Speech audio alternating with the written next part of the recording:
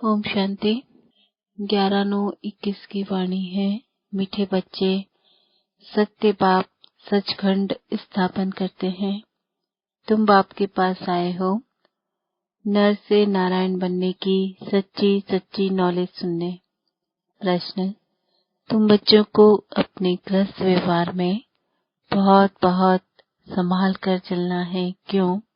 उत्तर: क्योंकि तुम्हारी गत मत सबसे न्यारी है, तुम्हारा गुप्त ज्ञान है, इसलिए विशाल बुद्धि बन सबसे तोड़ निभाना है। अंदर में समझना है हम सब भाई भाई व भाई बहन हैं। बाकी ऐसे नहीं स्त्री अपने पति को कहे तुम मेरे भाई हो, इससे सुनने वाले कहेंगे इनको क्या हो गया। युक्ति से चलना है। ओम शांति। रूहानी बाप बैठ बच्चों को समझाते हैं। रूहानी अक्षर न कह, सिर्फ बाप कहें तो भी अंडरस्टूड है। यह रूहानी बाप है। बाप बैठ बच्चों को समझाते हैं। सब अपने को भाई भाई तो कहते ही हैं, तो बाप बैठ समझाते हैं बच्चों। सबको तो नहीं समझाते होंगे। गीता में भी लिखा हुआ है भगवान उवाच, किसके प्रति? भगवान के हैं सब बच्चे। वह भगवान बाप है तो भगवान के बच्चे सब ब्रदर्स हैं। भगवान ने ही समझाया होगा, राजयोग सिखाया होगा। अभी तुम्हारी बुद्धि का ताला खुला हुआ है। तुम्हारे सिवाय ऐसे ख्यालात और कोई के चल ना सके। जिन जिन को संदेश मिलता जाएगा वह स्कूल में आते जाएंगे, पढ़ते जाएंगे, समझेंगे। प्रदर्शनी तो देखी, अब जाकर ज्यादा सुने। पहली मुख्य बात है ज्ञान सागर पतित पावन, गीता ज्ञानदाता शिव भगवान उवाच। उनको यह पता पड़े कि इन्हों को सिखलाने वाला, समझाने वाला कौन है। वह सुप्रीम सोल ज्ञान सागर निराकार है। वह है ही ट्रूथ। वह सत्य ही बताएगा, फिर उसमें कोई प्रश्न उठ ही नहीं सकता। तुमने सब छोड़ दिया ट्रूथ के ऊपर, तो पहले तो इस पर समझाना है कि हमको परम पिता परमात्मा ब्रह्मा द्वारा राजयोग सिखलाते हैं। यह राजाई पद है जिसको निश्चय हो जाएगा कि जो सभी का बाप है वह पारलौकिक बाप बैठ समझाते हैं।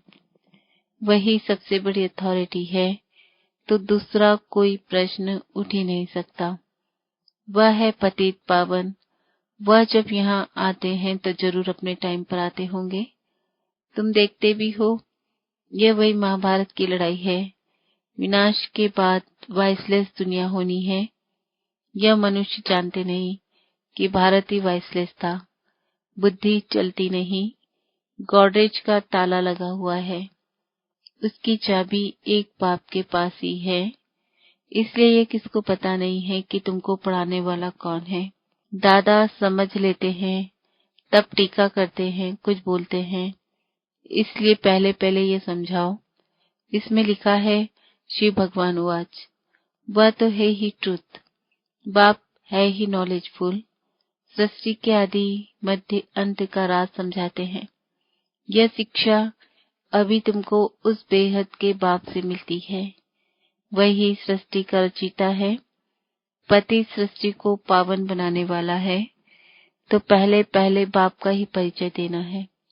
उस परम पिता परमात्मा से आपका क्या संबंध है, वह नर से नारायण बनने की सच्ची नॉलेज देते हैं। बच्चे जानते हैं बाप सत्य है, जो बाप ही सचखंड बनाते हैं।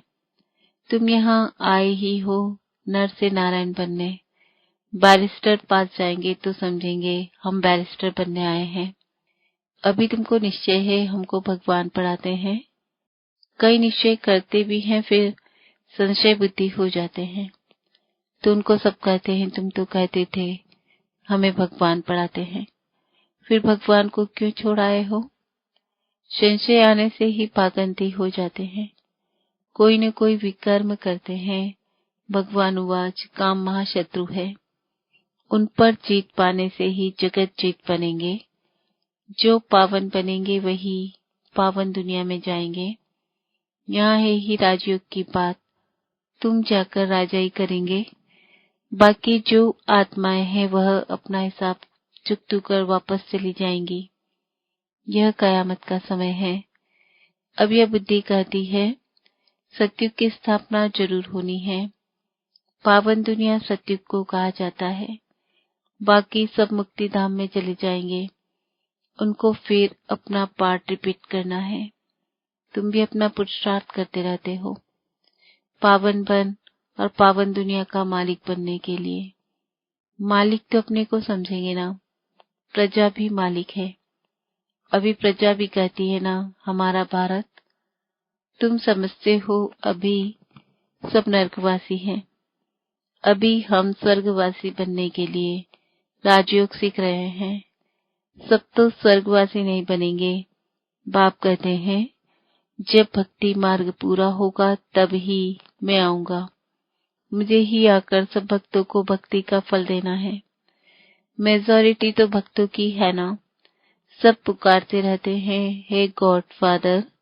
भक्तों के मुख से ओ गॉड फादर है भगवान, यह जरूर निकलेगा। अब भक्ति और ज्ञान में फर्क है। तुम्हारे मुख से कभी हे ईश्वर हे भगवान नहीं निकलेगा। मनुष्यों को तो यह आधा कल्प की प्रैक्टिस पड़ी हुई है। तुम जानते हो वह हमारा बाप है। तुमको है बाबा थोड़े ही कहना है। बाप से तुमको तो वर्षा लेना है। पहले तो यह निश्चय हो कि हम बाप से वर्षा लेते हैं। बाप बच्चों को वर्षा लेने के अधिकारी बनाते हैं। यह तो सच्चा बाप है ना। बाप जानते हैं हमने जिन बच्चों को ज्ञान अमृत पिलाए, ज्ञान चिता पर बिठाए, विश्व का मालिक देवता बनाया था, वही काम चिता पर बैठ भस्मीभूत हो गए हैं। अब मैं फिर ज्ञान चिता पर बिठाए घोर नींद से जगाए स्वर्ग में ले जाता हूँ। बाप ने समझाया है तुम आत्माएं वहाँ शांति धाम और सुखधाम में रहती हो। सुखधाम को कहा जाता है वॉइसलेस वर्ल्ड, संपूर्ण निर्विकारी। वहाँ देवताएं रहते हैं और वह है स्वीट होम, आत्माओं का घर। सभी एक्टर्स उस शांति धाम से आते हैं यहाँ पाठ बजाने। हम आत्माएं यहाँ की रहवासी नहीं हैं। वह एक्टर्स यहाँ के रहवासी होते हैं। सिर्फ घर से आकर ड्रेस बदली कर पाठ बजाते हैं। तुम तो समझते हो हमारा घर शांति धाम है, जहाँ हम फिर वापस जाते हैं। जब सभी एक्टर्स स्टेज पर आ जाते हैं तब बाप आकर सबको ले जाएंगे। इसलिए उनको लिबरेटर गाइड भी कहा जाता है। दुख हरता सुख करता है। तो इतने सारे मनुष्य कहाँ जाएंगे? विचार तो करो। पतित पावन को बुलाते हैं किस लिए? अपनी मौत के लिए। दुख की दुनिया में रहना नहीं चाहते हैं, इसलिए कहते हैं घर ले चलो। यह सब मुक्ति को ही मानने वाले हैं। भारत का प्राचीन योग भी कितना मशहूर है। विलायत में भी जाते हैं प्राचीन राजयोग सिखलाने। क्रिश्चियन में बहुत है जो सन्यासियों का मान रखते हैं। गैरू कफनी की जो पहरवाई से वह है हठ योग की। तुमको तो घर बार छोड़ना नहीं है, न कोई सफेद कपड़े का बंधन है, परंतु सफेद अच्छा है। तुम भट्टी में रहे हो तो ड्रेस भी यह हो गई है। आजकल सफेद पसंद करते हैं। मनुष्य मरते हैं तो सफेद चादर डालते हैं। तो पहले कोई को भी बाप का परिचय देना है। दो बाप है, यह बातें समझने में टाइम लेती है। सत्युग में एक बाप, इस समय है तुमको तीन बाप, क्योंकि भगवान आते हैं प्रजापिता ब्रह्मा के तन में। वह भी तो बाप है सबका। अच्छा, अब तीनों बाप में ऊंच वर्षा किसका? निराकार बाप वर्षा कैसे दे? वह फिर देते हैं ब्रह्मा द्वारा। ब्रह्मा द्वारा स्थापना करते और ब्रह्मा द्वारा वर्षा भी देते हैं। इस चित्र पर तुम बहुत अच्छी रीति समझा सकते हो। शिव बाबा है, फिर यह प्रजापिता ब्रह्मा, आदि देव आदि देवी। यह है ग्रेट ग्रेट ग्रैंडफादर। बाप कहते हैं मुझे शिव को ग्रेट ग्रेट ग्रैंडफादर नहीं कहेंगे, मैं सबका बाप हूँ। यह है प्रजापिता ब्रह्मा, तुम हो गए भाई बहन। आपस में क्रिमिनल असॉल्ट कर ना सके। अगर दोनों के आपस में विकार की दृष्टि खींचती है तो फिर गिर पड़ते हैं, बाप को भूल जाते हैं। बाप कहते हैं तुम हमारा बच्चा बन काला मुंह करते हो। बेहद का बाप बच्चों को समझाते हैं तुमको यह नशा चढ़ा हुआ है, जानते हो गृहस्थ व्यवहार में भी रहना है, लौकिक संबंधियों को भी मुंह देना है। लौकिक बाप को तुम बाप कहेंगे ना, उनको तो तुम भाई नहीं कह सकते। ऑर्डिनरी वे में बाप को बाप ही कहेंगे। बुद्धि में है कि यह हमारा लौकिक बाप है, ज्ञान तो है ना। यह ज्ञान बड़ा विचित्र है। आजकल करके नाम भी ले लेते हैं, परंतु कोई विजिटर आदि बाहर के आदमी के सामने भाई कह दो तो वह समझेंगे इनका माथा खराब हुआ है। इसमें बड़ी युक्ति चाहिए। तुम्हारा गुप्त ज्ञान, गुप्त संबंध है। अक्सर करके स्त्रियां पति का नाम नहीं लेती है, पति स्त्री का नाम ले सकते हैं। इसमें बड़ी युक्ति से चलना है, लौकिक से भी तोड़ निभाना है। बुद्धि चली जानी चाहिए ऊपर। हम बाप से वर्षा ले रहे हैं, बाकी चाचे को चाचा, बाप को बाप कहना पड़ेगा ना। जो ब्रह्मा कुमार कुमारी नहीं बने हैं वह भाई बहन नहीं समझेंगे, जो बीके बने हैं वही इन बातों को समझेंगे। बाहर वाले तो पहले ही चमकेंगे। इसमें समझने की बुद्धि अच्छी चाहिए। बाप तो बच्चों को विशाल बुद्धि बनाते हैं। तुम पहले हद की बुद्धि में थे, अभी बुद्धि चली जाती है बेहद में। वह हमारा बेहद का बाप है। यह सब हमारे भाई बहन हैं, लेकिन घर में सासू को सासू ही कहेंगे, बहन थोड़े ही कहेंगे। घर में रहते बड़ी युक्ति से चलना है, नहीं तो लोग कहेंगे यह तो पति को भाई सासू को बहन कह देते हैं। यह क्या है? ये ज्ञान की बातें तुम ही जानो और न जाने कोई। कहते हैं ना प्रभु तेरी गतमत तुम ही जानो। अब तुम उनके बच्चे बनते हो तो तुम्हारी गतमत तुम ही जानो। बड़ी संभाल से चलना पड़ता है। कहा कोई मुझे नहीं, ये हमको पढ़ाने वाला भगवान है। अब तुम बताओ भगवान कौन? निराकार शिव या देहधारी श्री कृष्ण? जो गीता में भगवान उवाचे वह शिव परमात्मा ने महावाक्य उच्चारे हैं या श्री कृष्ण ने? कृष्ण तो है स्वर्ग का पहला प्रिंस। ऐसे तो कह नहीं सकते कि कृष्ण जयंती सो शिव जयंती, शिव जयंती के बाद फिर कृष्ण जयंती। शिव जयंती से स्वर्ग का प्रिंस श्री कृष्ण कैसे बना, वह है समझने की बात। शिव जयंती, फिर गीता जयंती, फिर फट से है कृष्ण जयंती, क्योंकि बाप राजयोग सिखलाते हैं ना। बच्चों की बुद्धि में आया है ना, जब तक शिव परमात्मा न आए तब तक शिव जयंती मना नहीं सकते। जब तक शिव आकर कृष्णपुरी स्थापन न करे तो कृष्ण जयंती भी कैसे मनाई जाए? कृष्ण का जन्म तो मनाते हैं, परंतु समझते थोड़े ही हैं। कृष्ण प्रिंस था तो जरूर सत्युग में होगा ना। देवी देवताओं की राजधानी होगी जरूर। सिर्फ एक कृष्ण को बादशाही तो नहीं मिलेगी ना, जरूर कृष्णपुरी होगी। कहते भी हैं कृष्णपुरी, और फिर यह है कंसपुरी।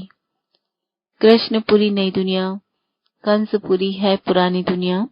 कहते हैं देवताओं और असुरों की लड़ाई लगी, देवताओं ने जीता, परंतु ऐसे तो है नहीं। कंसपुरी खत्म हुई, फिर कृष्णपुरी स्थापन हुई। कंसपुरी पुरानी दुनिया में होगी, नई दुनिया में थोड़े ही ये कंस दैत्य आदि होंगे। यहाँ तो देखो कितने मनुष्य हैं, सत्युग में बहुत थोड़े हैं। यह भी तुम समझ सकते हो। अभी तुम्हारी बुद्धि चलती है। देवताओं ने तो कोई लड़ाई की नहीं, दैवी संप्रदाय सतयुग में ही होते हैं। आसुरी संप्रदाय यहाँ है। बाकी न देवताओं और असुरों की लड़ाई हुई, न कौरवों और पांडवों की हुई। तुम रावण पर जीत पाते हो। बाप कहते हैं इन विकारों पर जीत पानी है तो जगत जीत बन जाएंगे। इसमें कोई लड़ना नहीं है। लड़ने का नाम ले तो हिंसक बन जाए।